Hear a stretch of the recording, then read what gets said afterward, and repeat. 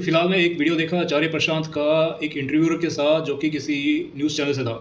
उन्होंने बड़ा बेसिक सवाल पूछा था कि समाज में अकेलापन जो है एक साइलेंट एपिडेमिक की तरह है। उसमें लोग काफ़ी डिप्रेशन में चले जाते हैं और यहाँ तक कि सेल्फ डिलेशन में। तो इसका क्या उत्तर है, क्या कारण है और क्या हो सकता है? तो हर बार की तरह आचार्य प्रशांत जी अपना मुद्दे पे पहले थोड़ा बहुत बोलेंगे, फिर वो भटक के दूसरी जगह चले जाते हैं। चलो चले भी जाते हैं, लेकिन उस मुद्दों को अगर वो सोचते हैं किसी फ़िलोसॉफ़िकल एंगल से सोल्व कर सकते हैं, तो वो बहुत बड़े मतलब क्या कह सकते हैं, भ्रम में है।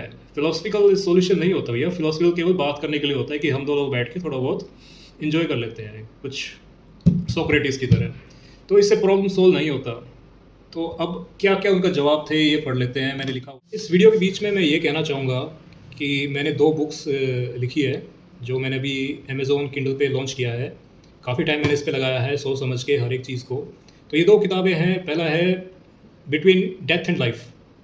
अभी काफ़ी लोग लाइफ़ और डेथ के बीच में ही सोचते हैं और जानते हैं, लेकिन ये नहीं जानते कि डेथ के बाद होता क्या है। तो डेथ और लाइफ़ के बीच की जो कहानी है, वो एक्चुअल में बताई हुई है लोगों के द्वारा। तो उसको कंपाइल करके मैंने एक तरह से एक किताब लिखी है, जिसमें क्वेश्चन्स होते हैं और आंसर होते हैं, क्यू एंड ए के बराबर है, उस टाइप है। और तो उसमें आपके जो क्वेश्चन्स होंगे कहीं न कहीं उसमें मिलेंगे, तो आपके जो लाइफ़ में जो भी इश्यू है, डेथ की जो फ़ियर है, वो ख़त्म हो जाएगा, है ना?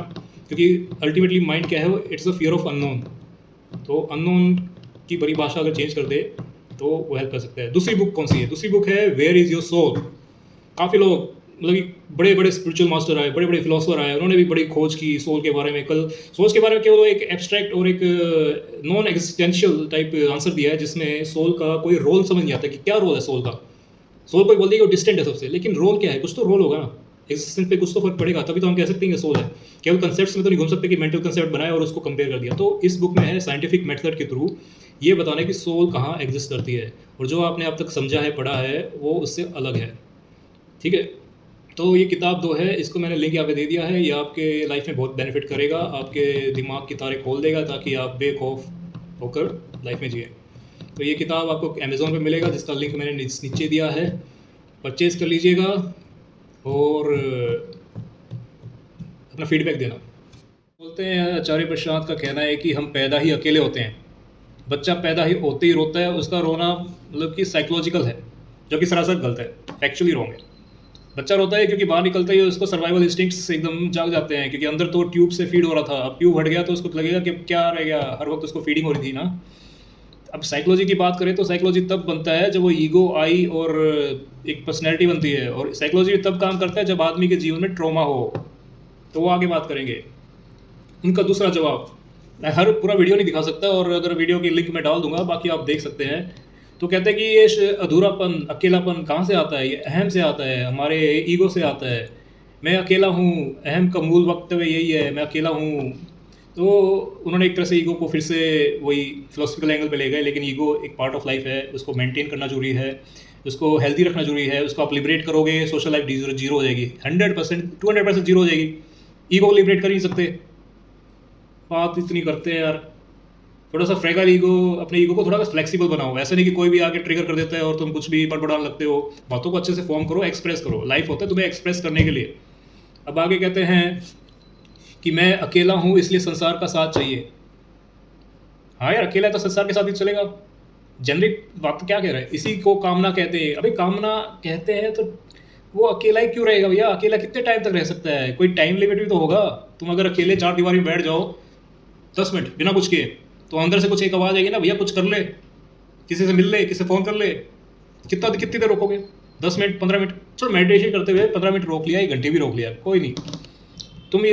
तुम पैनिक में कब आते हो कि भैया उससे बात नहीं हो रही, तो मतलब रूठ जाएगा, वो बात सुनेगा नहीं, फिर गुस्सा हो जाएगा।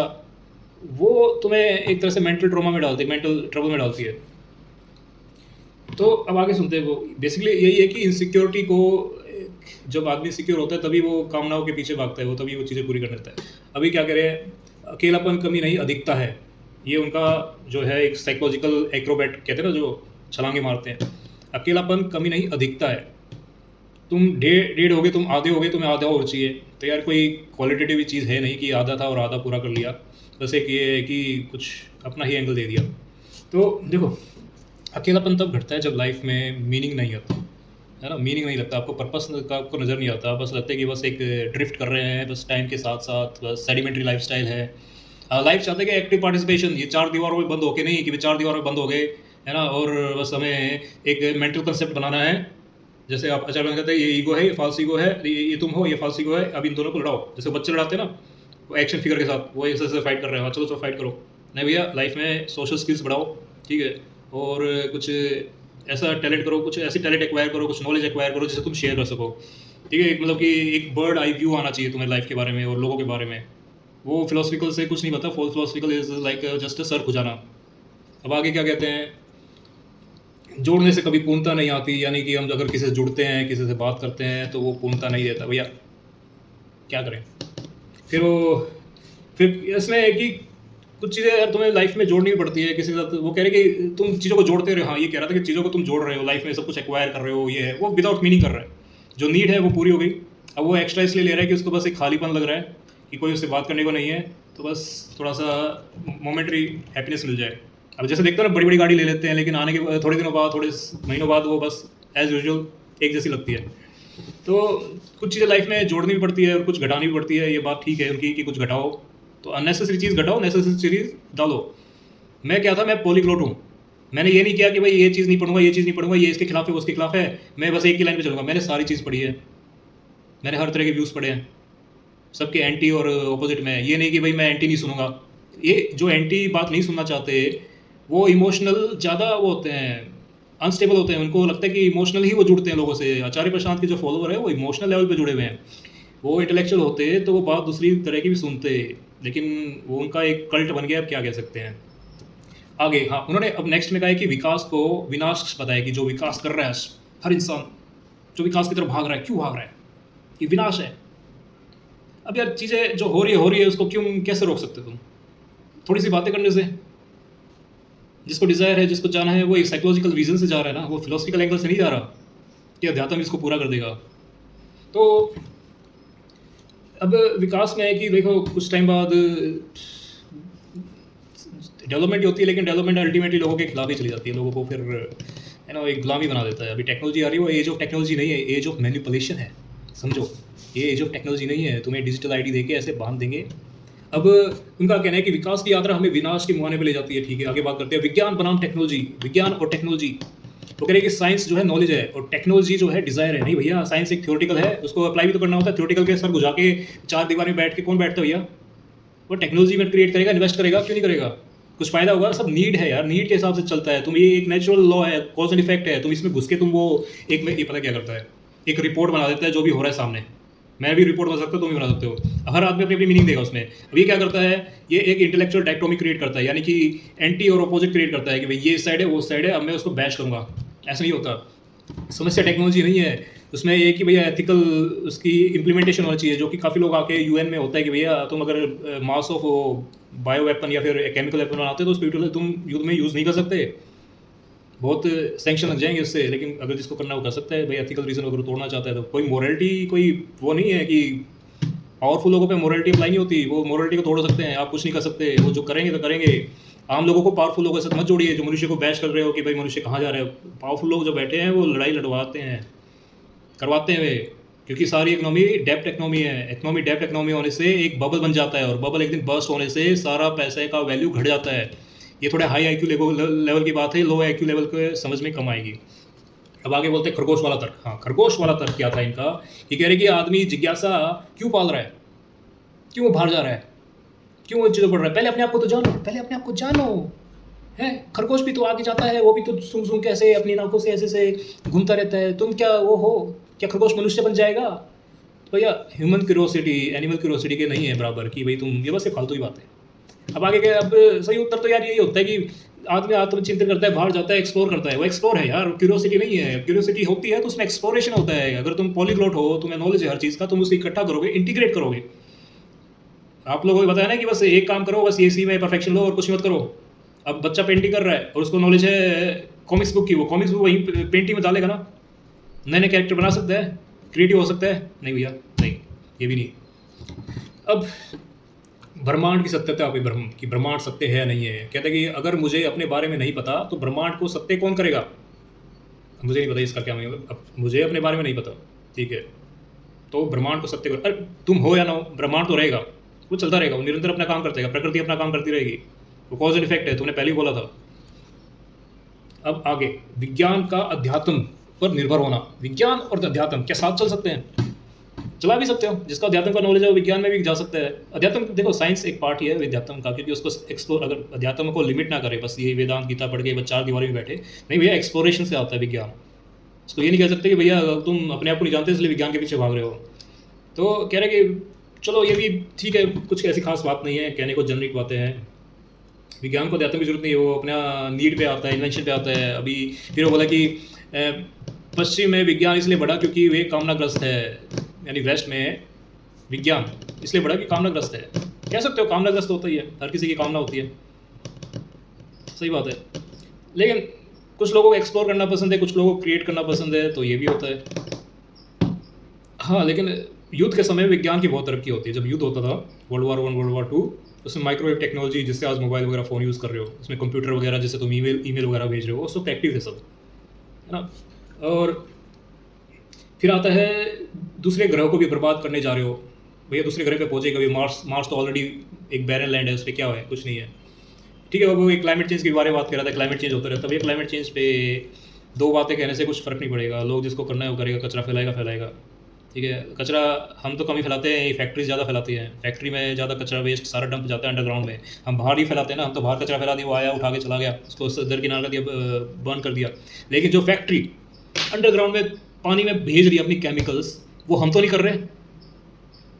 ये पूंजीवाद में ये लोग भूख से आगे बढ़ के एक डिस्ट्रॉय कर रहे हैं। वो मैंने अपने एक वीडियो में बताया यार, एक वीडियो में जो पहले किया कि पावरफुल लोगों का खेल समझ लो, वो वीडियो में लिंक यहाँ डाल दूंगा, उसमें एक बार समझ लेना कि पावरफुल लोग जो है वो विवश है, वो विवश है करने को, वो एक बस एक बॉटमलेस पिट है जिसमें कुछ भी डालो भरता नहीं है। उसका एक कारण है साइकोलॉजिकल कारण, वो समझ जाओ, ठीक है। और अच्छा, एक बात उन्होंने कही थी कि भाई आत्मज्ञान होता है तो विज्ञान जो है टेक्नोलॉजी उसका सही यूज़ हो सकता है ना। अभी एक एग्जांपल देता हूँ, ओपनहाइमर आपने सुना है, जिसने एटम बम क्रिएट किया था, ठीक है, आइंस्टाइन की थ्योरी पे, और वो मूवी भी देखी थी। तो उसमें क्या था, उन्होंने एक श्लोक पढ़ा था गीता का, हालांकि गीता उन्होंने पढ़ी होगी तभी तो उसको श्लोक पता होगा। और वो एक तरह के उसमें थे, क्या कहते हैं, जब विचार एक दूसरे के ऑपोजिट हो जाते हैं, अपने अंदर एक द्वंद्व बैटल छिड़ जाता है कि क्या सही है क्या गलत है। और बात ये थी कि एटम बम बनाना एक तरह से जो है खुद को डिस्ट्रॉय करना था, दूसरों को तो डिस्ट्रॉय बात की बात थी, उनको डर लग रहा था कि हम ना डिस्ट्रॉय हो जाए आउट ऑफ कंट्रोल होके। लेकिन फिर भी वो क्यों बढ़ा, क्योंकि एक पॉइंट पे पर्ल हार्बर पे अटैक हुआ था, बड़े लेवल का जैपनीज ने कर दिया था। जैपनीज को रोकने के लिए, उनको काउंटर करने के लिए, वो अपने सोल्जर को बचाने के लिए कि वहाँ जाके लड़े ना, तो यहाँ से कुछ ऐसा बनाए कि भाई उनकी ख़त्म कर दे भाई। तो एक वो पॉलिटिकल प्रेशर था, एक लोगों की जान भी बचानी थी, आसपास जो भी है अपने लोग, एक होता है ना अपने लिए सर्वाइवल, ये सर्वाइवल इंस्टिंक्ट्स है भैया। दो चीज़ें सबसे, फिलोसफी भूल जाओ, दो चीज़ें सबसे ज़्यादा पावरफुल होती है। एक होता है बायोलॉजिकल, 90% आपकी लाइफ को इन्फ्लूस करेगा। एक होता है इकोनॉमिकल, पैसों के पीछे भागना, पैसे ही मैटर करेगा। इन दोनों के बीच में है, और किसी के पीछे जाओगे और मतलब इन चीज़ों को नहीं समझ के और कुछ करोगे, चेतना बुद्धि विकास बस चार दीवारी में बैठ के, तो कुछ नहीं समझ में आएगा। ये बस फिर उम्र निकल जाएगी 50 साल के बाद, फिर क्या रहेगा। तो तब भी उन्होंने ओपनहाइमर ने श्लोक पढ़ा था कि आई एम द डिस्ट्रॉयर। उनका यही कहना था ना, एक मैं देखता हूँ क्या था उनका कहना, कि अर्जुन से कहता है कृष्ण कि भाई उनका जो है फेट है डिटरमाइन हो चुका है, वो सब मरने वाले हैं और तुम्हें बस मीडियम बनना है। तो आई एम द डिस्ट्रॉयर, ऐसा वो बोला था। और वो कहता है ओपनहाइमर, उसने पढ़ा, now I am become the death the destroyer of the world. ये श्री कृष्ण ने कहा था। अभी यार श्री कृष्ण ने कहा था कि सोल जो है वो इस चीज़ से अछूता है।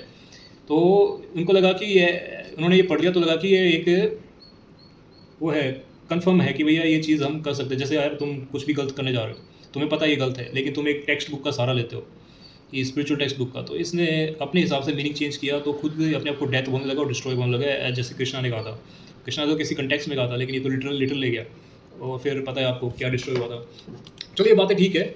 अब मुद्दे पे आते हैं कि अकेलापन क्यों है, किस लिए है ना। अकेलापन मतलब ये नहीं है कि अकेलापन, अकेले रहना नहीं है कि अकेले रह सकते हैं आदमी, वो है कि बस एक इनसिक्योरिटी रहती है, एक डर रहता है कि भाई अगला आदमी नहीं है मेरे पास, मैं किससे बात करूँ, कौन है क्या है। जब आपको लगता है श्योरिटी आपके अच्छे फ्रेंड है, फैमिली में सब ठीक ठाक है ना, वो बात करते हैं टाइम टू टाइम, ये नहीं रहता कि यार अब मुझे ये कहना है, अब मुझे ये इस तरह कहना है तो अगला ना रूठ जाए, अगला ना मान जाए। तुम्हें बात कहनी आनी चाहिए, एक्सप्रेस करना आना चाहिए। कई बार मीनिंगफुल कनेक्शन नहीं होते तुम्हारे फैमिली मेंबर से या किसी से भी, वो भी अकेलापन का रीज़न है। Effect person to person depend करता है। अगर आप इसको फिलोसफिकल लेवल पे लेके आएँगे तो किसी का सॉल्यूशन नहीं होगा। फिर लोगों को लगता है एक्सप्रेस नहीं कर पाते तो इग्नोर किए जाते हैं कि भैया एक्सप्रेस नहीं करता तो उसको इग्नोर ही कर देते हैं। तो ये सब बातें हैं, तो लाइफ में एक मीनिंग लेके आइए, पर्पस लेके आइए, है ना? और अपना कंट्रीब्यूशन दिए समाज में, लोगों के बीच में बैठ के उनके साथ यूज़फुल बने और बातें शेयर करें। बात करना आना चाहिए यार, इनिशिएशन करना चाहिए। ये नहीं कि अपने आप में चुपचाप बैठे रहो। कुछ भी बात करो यार, कुछ भी, मतलब हेलो हाय भी से शुरू होता है, भाई हाय कैसे हो? हुँ? और सवाल ऐसा पूछो कि भैया अगला जवाब देने को तुम्हें सुने।